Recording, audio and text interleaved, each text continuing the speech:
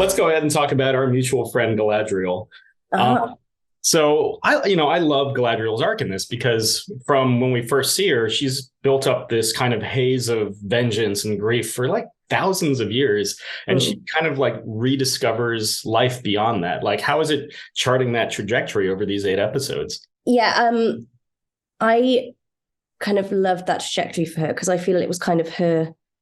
It felt very Tolkien because I feel that there's something community is so vital in his world, and she has alienated herself. And so her kind of becoming more in tune with others again and kind of feeling like seeing the beauty of Numenor, for example, there's like 1 second where she's kind of back to kind of what it is to be an elf and find joy in the world. Was really fun. And yeah, and I think it kind of, I was playing kind of a mythical creature who's thousands of years old, but she was blinded by her own sadness, which is also something I think kind of people can relate to, hopefully. And yeah, I felt very sad for her because she was so alone. I love knowing that she ends up in Lothlorien with her people. So yeah. Oh, well, and I love that scene in Numenor because there's a bit of, when she's walking through the marketplace and teaches, does all the fencing. You've got a bit of a swagger to you when you're doing all that.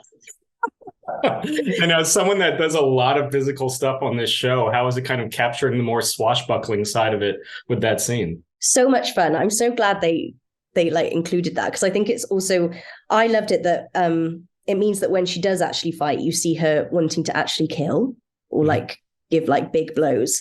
And I was really lucky that the stunt team was so amazing with me and kind of really believed in me that I got to like do that all myself, which is something I never saw myself as an actor who would be like, I did that bit. And also kind of like, I think as an elf, like I also, my stunt double, Rosalie, she's an incredible dancer and stunt person, and she made her magical as well. She also did a lot of the stunts. I did a considerable amount, but she was the one who also like elevated it with her just incredible body and skills. But yeah, it was really important to kind of feel as strong as I could as the mere mortal that I am, to kind of feel as close to what it might feel like to be immortal and magical. And still a badass, of course. Yeah. In talking about community, I mean, like, just having Charlie as a scene partner throughout this entire thing. I mean, the show's been out for a couple months now. I think we can maybe talk about that last scene between you two, because it really is like the Luke, I am your father moment. Like, like kind of unpack that scene for me and like maybe the secrecy and working with Charlie on that scene.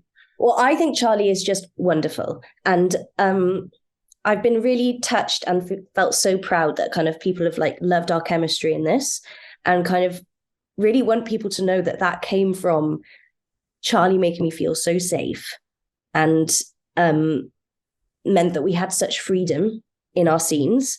And so I kind of really feel really proud of what we kind of got there, and that we needed them to have such chemistry so that then it was devastating when she's betrayed. And it was kind of for Morfydd as well as Galadriel, seeing him shift like that was really frightening, and kind of that line that he has, which is like, I've had many names, still like gives me chills. No, but working with him has been a huge joy, and my character would have been very different if I'd had a different scene partner. I had the best. Well, in talking about like secrecy and big reveals, I mean, you didn't find out you were Galadriel until you got to New Zealand. Like you knew you were an elf, but you didn't know you were the elf. Like, No. how was it pivoting once it was made clear to you that you were like going to be one of the big three? Yeah, well, it was more, I was like, I can't believe I moved out here not knowing who I was playing. I was like, that was nuts. What was I thinking? Yeah, I couldn't believe it. I was quite flabbergasted. And there was obviously a moment of like, I can't. And me being able to feel like I could is that all art is collaborative. But I think when you're playing a mythical creature who, I mean, you don't feel like Galadriel until you're strong, until you're as flexible as you can be and as powerful as you can be physically, until you're in those outfits that kind of Kate Hawley created, outfits that were made of kind of antique material. So I was literally wearing stuff that was 100 years old fabric wise, and then set wise and makeup and ear wise. And it felt, so collaborative, the creation of her. And I remember our final kind of fitting of me in my Northern Waste armor, and we had kind of every department that had been part of it seeing that, is kind of, I'll always remember, because I was having the privilege of wearing all this work and seeing people feeling proud of it, and also therefore feeling like her.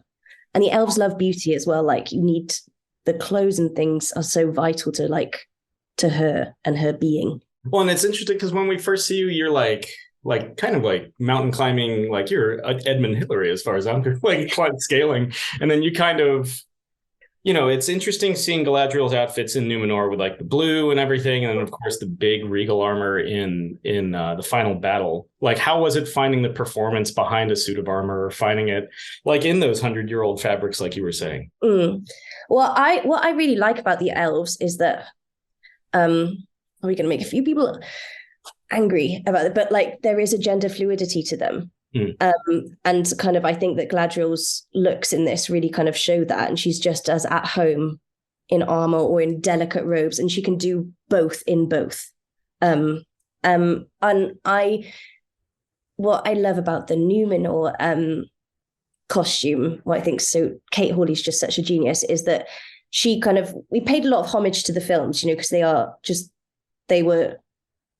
they're just so wonderful, and they've had such an impact, kind of also that they won Oscars and stuff, like for the kind of fantasy community, it's just huge.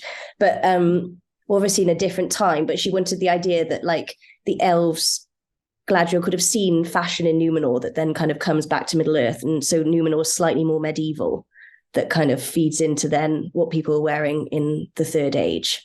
So that was really fun. I got time for one more, Morpheth, and it's kind of like, with elves, they're so stoic. They're almost like the Vulcans of Middle Earth, right?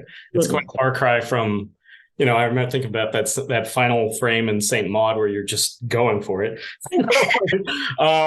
How is it finding the emotion under that veneer? I really enjoyed playing her because I think that I feel that the elves don't fake any emotion. And I think like as humans, I think we do a bit more, whereas they're kind of free of that. But also like they weep. The elves are suddenly weeping when you read the Silmarillion and stuff. So it's kind of, that it's all there. It's not from lack of feeling, but it's just kind of, it's expressed in a different way. And I think as well, like didn't want her to feel that she had to explain her feeling, which I think also is something very human.